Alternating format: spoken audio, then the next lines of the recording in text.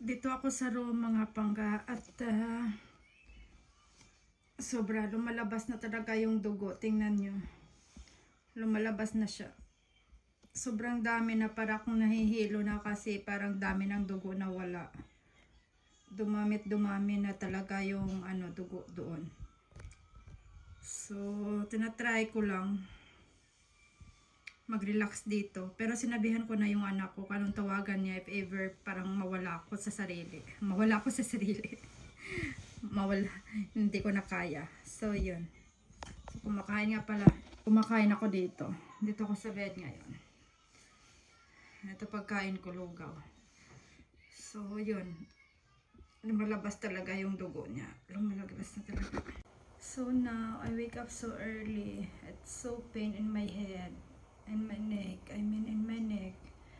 I cannot sleep on the other side. I just only sleep on this side. Like that.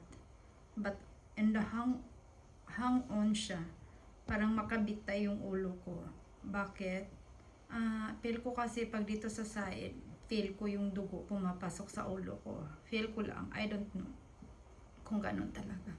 So, ngayon, kung nakikita nyo, kahapon before kami natulog, kunti lang yung dugo. Ngayon, sobrang dami na. So, baka pupunta ako ngayon ng hospital kasi napipil ko talaga na parang unlimited yung dugo sa pag huhulog talaga. Grabe. Ngayon napipil ko din. Kaya, ginagawa ko yung ganon para yung dugo dito lang lahat. Para mahulog talaga. Wala ko masyadong boses. Tingnan nyo, sobra talagang daming dugo. Ayan, sobrang daming dugo. Kahapon, hindi yan ganyan karami.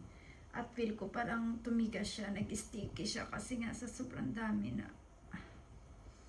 So, gusto kong pumunta ng hospital ngayon. Tatawag muna ako. Before ako pupunta kasi sobrang dami na talaga.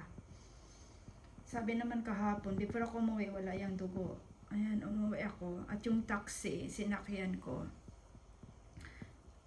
Grabe nag-drive. So yun, parang ganun ang ganun. So damor yata ito So yun, hindi ko naman kinain yung mga pinagbabawal para hindi dumugo.